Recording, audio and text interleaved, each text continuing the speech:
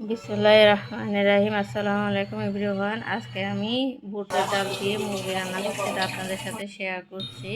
আমি প্রথমে একটা হাঁড়িতে এটা স্কিপ করছি বলিনি, আপনার যে ডাল ধুয়ে সিদ্ধ বসিয়ে দিয়েছি আলাদাভাবে। আর একটা হাঁড়িতে আমি গরম করে সরষের তেল দিয়ে দিয়েছি, এটা দেখতে পাচ্ছেন। সরষের তেল দিয়ে দিয়েছি। এখন এখানে আমি পেঁয়াজ আর কাঁচামরিচ কুচি দিব পর্যাপ্ত, যেহেতু মুরগি এরপর আমি একটা ফার্মের মুরগিকে ছোট ছোট পিস করে কেটে নিয়েছি। মুরগির গিলা কলিজা ছাড়া আর কি, পুরোটা মুরগি নিয়েছি। সরষের তেলে কয়টা তেজপাতা ছিঁড়ে দিয়েছি। এটা একটু গরম হলে এই যে কাটা পেঁয়াজ দিয়ে দিচ্ছি।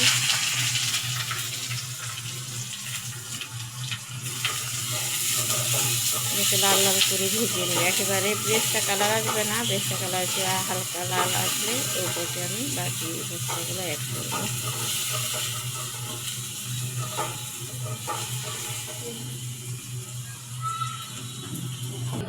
ওদিক থেকে আমার বুটের ডালটাও সিদ্ধ হয়ে গিয়েছে, আমি নামিয়ে ওখানে আরেকটা পাতিল বসিয়ে দিয়েছি। এটা আমার কালারটা ব্রেস্টটা কালার চলে এসেছে। এখন এখানে আমি মশলা দিচ্ছি, যে এখানে আমি রসুন পেস্টটা দিচ্ছি 2 চামচ দিয়েছি, আর 3 চামচ দিচ্ছি, যেতে এখানে আমার ডাল আর মুরগি দুটোই পরিমাণে একটু দিচ্ছি। একটা মুরগি ডালটাও আমি হাফ কেজির মতো নিয়েছি, হাফ কেজি তুলে নিয়েছি না তোমার।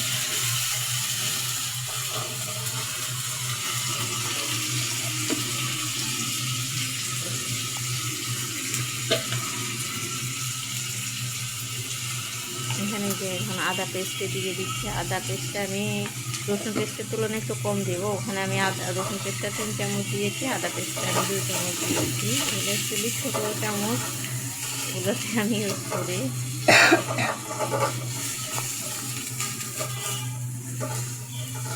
এখানে একটু নাড়াচাড়া করে হালকা ভাজা ভাজা হলে আদা রসুনের পেস্টটা গরম গেলে একটু পানি দিয়ে দিতে হবে। নিচে লেগে যাচ্ছে, আমার পাতিটা অনেক ঠিক নাই, এমনি হাড়ি নর্মাল, যার কারণে আমি একটু পানি দিয়ে নাড়াচাড়া করে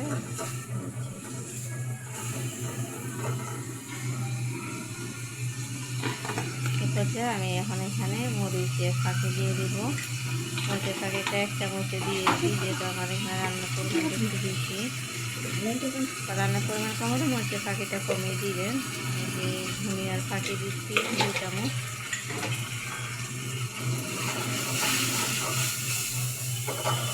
নাড়াচাড়া করে দিচ্ছি, যেন নিচে লেগে না যায়, এই জন্য, কারণ লেগে যাওয়ার সম্ভাবনা আছে।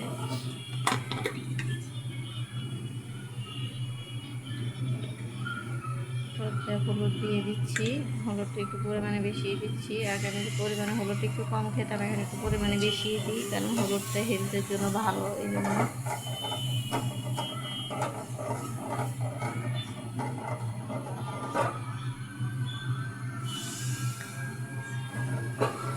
একটু পানি দিয়ে দিয়েছি, যেহেতু আমার মশলাটা লেগে যাচ্ছে নিচে, এই জন্য অল্প একটু পানি দিয়েছি।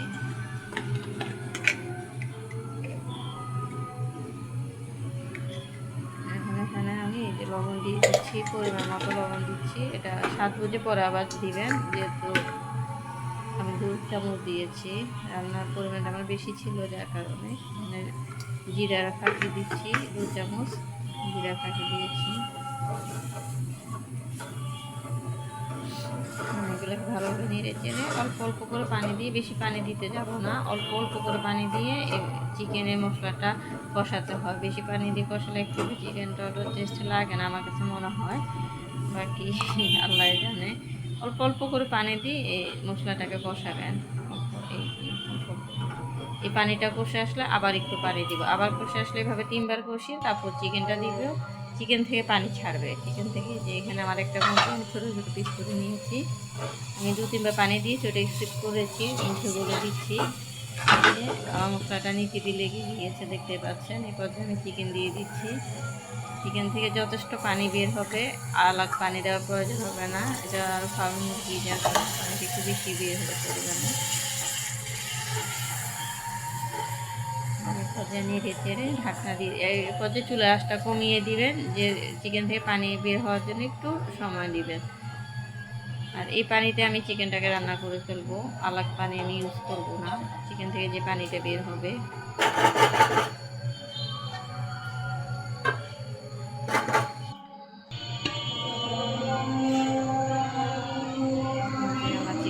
পানি বের হলো বারবার। আমি এই যে পানি থেকে আচ্ছা চুলা আঁচে হালকা আঁচে রেখে কষিয়ে নিয়েছি। এই যে আমার এখন এটাও চিকেন থেকে যে পানি বের হয়েছে ওটা কষানোতে আমার চিকেনটাও হয়ে গিয়েছে। এরপর যে আমি সিদ্ধ করা বুটের ডালটা ঢেলে দিচ্ছি।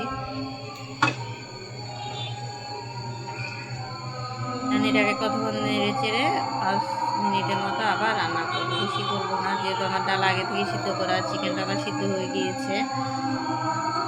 এই পর্যায়ে বেশিক্ষণ রান্না করবো না, কিছুক্ষণে রান্না করবো, 5 মিনিটের মতো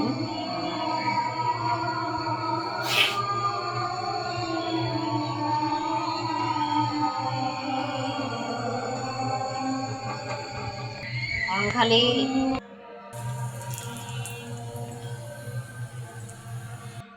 যে আমার রান্নাটা কমপ্লিট হয়ে গেছে। আমি ধনিয়া পাতা দিয়ে স্কিপ করেছি, আপনাদেরকে দেখাই নাই। এখন আমি এখানে একটা রসুন, একটু পেঁয়াজ আর 2-3টা শুকনো মরিচ নিয়েছি, এটা আমি বাগার দিচ্ছি। সরিষার তেল দিয়েছি, ওটা অবশ্য আপনাদেরকে দেখাই নিয়ে স্কিপ করেছি। এখানে পরিমাণ মতো আমি সরিষার তেল দিয়েছি, দিয়ে এটাকে ভেজে নিচ্ছি।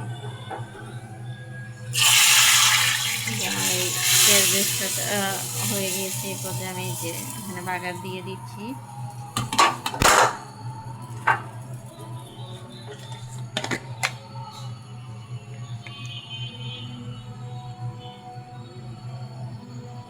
এরপর আমি একটু জিরা আগে থেকে আমার ফাঁকি করা ছিল, টালা জিরা, ওই জিরা ফাঁকিটা দিয়ে দিয়েছি। চুলাটা আমি ওপাশে হালকা আঁচে রেখেছি, একদম অফ করে দিইনি।